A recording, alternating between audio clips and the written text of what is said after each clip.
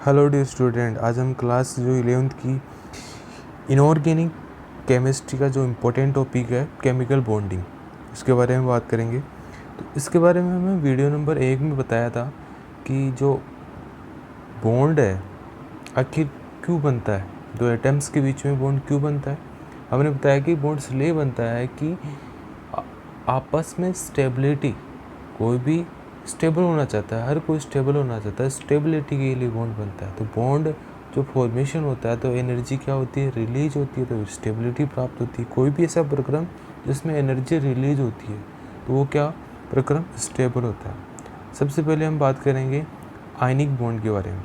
इस ionic bond को ही क्या बोलते हैं, इलेक्ट्रोवेलेंट बॉन्ड भी बोलते हैं, ठीक है। और जो आयनिक बॉन्ड या इलेक्ट्रोवेलेंट बॉन्ड होता है वो इलेक्ट्रॉन के ट्रांसफ़र से बनता है। किसके ट्रांसफ़र से? इलेक्ट्रॉन के ट्रांसफ़र से बनता है। आयनिक बॉन्ड या इलेक्ट्रोवेलेंट बॉन्ड होता है मेटल और नॉन मेटल के बीच में। जब इलेक्ट्रॉन का ट्रांसफ़र होता है तब क्या आयनिक बॉन्ड का फॉर्मेशन होता है। जैसे कि मेटल होगा, मेटल की टेंडेंसी होती है इलेक्ट्रॉन लूज करने की, तो मेटल अपना इलेक्ट्रॉन लूज करेगा और नॉन मेटल इस इलेक्ट्रॉन को गेन करेगा, ठीक है। गेन करने के बाद में आयंस बनेंगे। उन आयंस के बीच में जो फोर्स लगेगा, जो आयंस के बीच में जो फोर्स लगता है उसी को क्या बोलते हैं हम, इलेक्ट्रोस्टैटिक फोर्स। और इस इलेक्ट्रोस्टैटिक फोर्स को क्या बोल देते हैं हम, आयनिक बॉन्ड कहते हैं। क्लियर है। अभी तक हमने क्या पढ़ा है कि ये जो आयनिक बॉन्ड या इलेक्ट्रोवेलेंट बॉन्ड होता है मेनली किसके बीच में बनता है, मेटल और नॉन मेटल के बीच में बनता है। मेटल और नॉन मेटल के बीच में मेटल अपना इलेक्ट्रॉन लूज करेगा और ये मेटल से लूज हुआ इलेक्ट्रॉन किसके पास जाएगा, नॉन मेटल इसको गेन करेगा और अपना ऑक्टेट कंप्लीट करेंगे, ठीक है। और इन आयंस, इसके बाद में आयंस बनेंगे, आयंस के बीच में जो फोर्स लगता है उसको बोलते हैं इलेक्ट्रोस्टैटिक फोर्स। बस इस इलेक्ट्रोस्टैटिक फोर्स को हम क्या कहते हैं, इलेक्ट्रोवेलेंट बॉन्ड या आयनिक बॉन्ड बोलते हैं। आयनिक बॉन्ड जो होता है सबसे स्ट्रॉन्गर बॉन्ड होता है, जैसे हाइड्रोजन बॉन्ड होते हैं, मेटेलिक बॉन्ड होते हैं, कोवेलेंट बॉन्ड होते हैं। इन सब में सबसे स्ट्रॉन्गर बॉन्ड जो होता है वो कौन होता है, आपका इलेक्ट्रोस्टैटिक बॉन्ड या आयनिक बॉन्ड होता है, जिस कारण इनकी high melting and high Boulding point होता है। जो आयनिक बॉन्ड होता है नॉन डायरेक्शनल होता है। कभी भी जैसे NaCl को हम डायरेक्ट ऐसे ही लिखते हैं, NaCl, कोई इस तरह से थोड़ी लिखते हैं, बीच में बॉन्ड वगैरह नहीं लिखते हैं ना। तो इस कारण जो आयनिक बॉन्ड जो होता है नॉन डायरेक्शनल होता है, नॉन डायरेक्शनल होता है, यानी कि कोई दिशा नहीं होती इसकी। और जिस कारण आयनिक जो कंपाउंड्स होते हैं आइसोमेरिज्म की घटना नहीं दर्शाते। आइसोमेरिज्म की घटना वही कंपाउंड दर्शाते हैं जिनमें क्या होते हैं, डायरेक्शन होती है। तो आयनिक बॉन्ड तो नॉन डायरेक्शन होते हैं, जिस कारण आयनिक कंपाउंड क्या दर्शाते हैं, आइसोमेरिज्म की घटना नहीं दर्शाते हैं। अगला पॉइंट है कि आयनिक सॉलिड्स जो होते हैं नॉन कंडक्टर होते हैं। आयनिक सॉलिड्स क्या होते हैं, नॉन कंडक्टर होते हैं, क्योंकि जो इनकी ठोस अवस्था में क्या होते हैं, ये फ्री आयन नहीं होते हैं, जिसकी वजह से क्या होते हैं, कम ये आयनिक सॉलिड्स क्या होते हैं, नॉन कंडक्टर होते हैं। बट ये विलियन अवस्था में या गलित अवस्था में, ठीक है, फ्री आयन पाए जाते हैं, जिस कारण ये कंडक्टर होते हैं। अब हम बात करते हैं जो आयनिक बॉन्ड जो होता है, आयनिक बंध निर्माण के दौरान जब इलेक्ट्रॉन का ट्रांसफ़र होता है तो तत्व द्वारा त्यागे गए या ग्रहण किए गए इलेक्ट्रॉनों की संख्या क्या कहलाती है, इलेक्ट्रोवैलेंसी कहलाती है। यानी कि जैसे कि यह आयनिक कंपाउंड है, आयनिक कंपाउंड है। इस आयनिक कंपाउंड ने मैग्नीशियम में ने 2 इलेक्ट्रॉन क्या किए, त्यागे हैं, तो दोनों इलेक्ट्रॉन त्यागे हैं। और जबकि नाइट्रोजन ने 3 इलेक्ट्रॉन गेन किए हैं, तो इनका मैग्नीशियम की इलेक्ट्रोवैलेंसी होगी 2, जबकि नाइट्रोजन की इलेक्ट्रोवैलेंसी होगी 3। इलेक्ट्रोवैलेंसी क्या है, आयनिक बॉन्ड फॉर्मेशन के दौरान तत्व द्वारा त्यागे गए या ग्रहण किए गए इलेक्ट्रॉनों की संख्या को हम बोलेंगे इलेक्ट्रोवैलेंसी। अब हम बात करते हैं जो कि आयनिक जो बॉन्ड होता है कभी भी 100% आयनिक बॉन्ड नहीं होता है, उसमें कुछ ना कुछ कैरेक्टर होते हैं कोवेलेंट बॉन्ड के। तो इससे के बारे में समझते हैं कि किस तरह के ये करैक्टर आते हैं। आयनिक बॉन्ड में कोवेलेंट करैक्टर कैसे आए? कभी भी 100% आयनिक बॉन्ड नहीं होता, उसमें थोड़े बहुत करैक्टर किसके होते हैं? कोवेलेंट बॉन्ड के होते हैं। जैसे कि एक केटाइन है और ये एनाइन है। एनाइन की क्या है? सॉफ्ट इलेक्ट्रॉन क्लाउड होता है। एनाइन का क्लाउड क्या होता है? सॉफ्ट होता है, जबकि केटाइन का जो इलेक्ट्रॉन क्लाउड होता है वो सॉफ्ट नहीं होता है। ठीक है।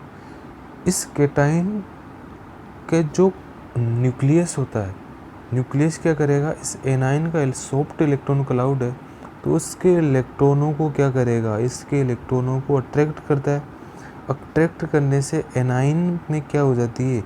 इस तरह से विकृति आ जाती है और इस एनाइन के इलेक्ट्रॉन लगभग साझेदारी या शेयरिंग में आ जाते हैं। यानी कि एनाइन में उत्पन्न विकृति को हम बोलते हैं पोलराइजेशन, तथा इस केटाइन की उत्पन्न करने की जो प्रवृत्ति है, विकृति उत्पन्न करने की जो प्रवृत्ति है, उसको हम बोलेंगे पोलराइजेशन पावर। क्लियर? दो टर्म समझना, पोलराइजेशन क्या है और पोलराइजेशन पावर क्या है। सिंपल समझना कि एनाइन के जो इलेक्ट्रॉन है केटाइन के द्वारा अट्रैक्ट किए जाएंगे, जैसे कि एनाइन में विकृति उत्पन्न हो जाएगी। जो एनाइन में विकृति उत्पन्न होती है, एनाइन में विकृति उत्पन्न होती है तो उसको तो बोलते हैं पोलराइजेशन। जबकि केटाइन की इस पोलराइजेशन उत्पन्न करने की या विकृति उत्पन्न करने की जो प्रवृत्ति होती है, टेंडेंसी होती है, उसको बोलते हैं हम पोलराइजेशन पावर।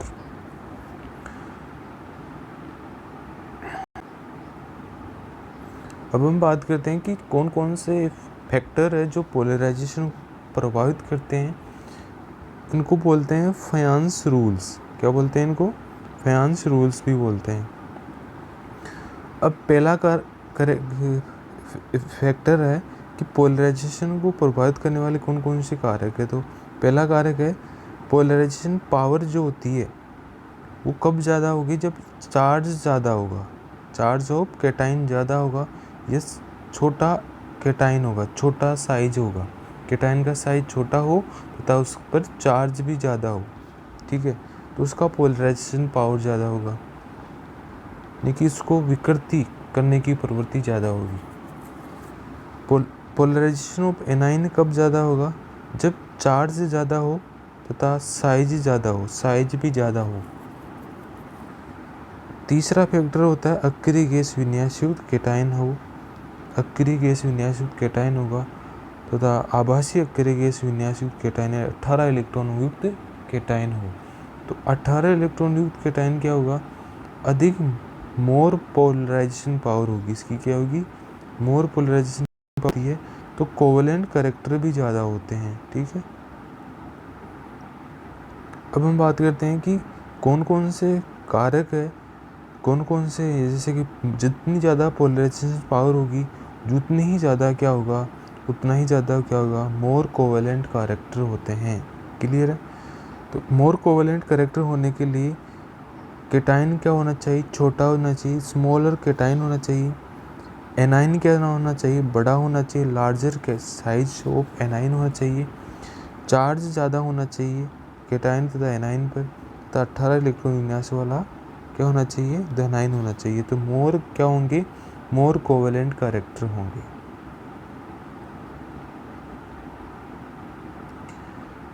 जबकि मोर आयनिक कैरेक्टर के लिए इसके विपरीत हो जाएगा।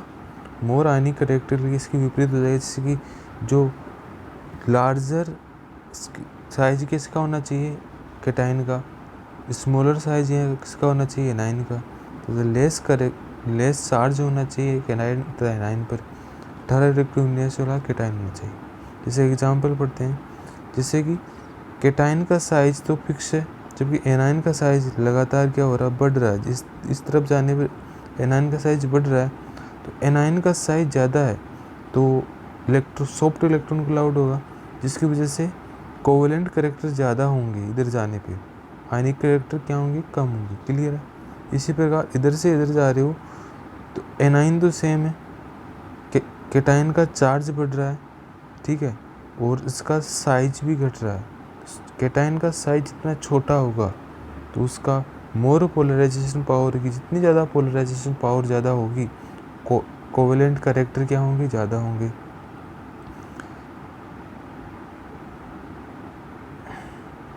अगला एग्जांपल है कि इधर जा रहे हो, जैसे इधर से इधर जा रहे हो तो एनाइन तो सेम है, लेकिन जो कैटायन है, कैटायन जैसे कि कैटायन की साइज बढ़ रही है तो साइज बढ़ने पर क्या होगा, पोलराइजेशन पावर कम होगी। पोलराइजेशन पावर कम होगी तो कोवेलेंट कैरेक्टर भी क्या होंगे, कम होंगे, जबकि आयनिक कैरेक्टर क्या होंगे, इंक्रीज होंगे।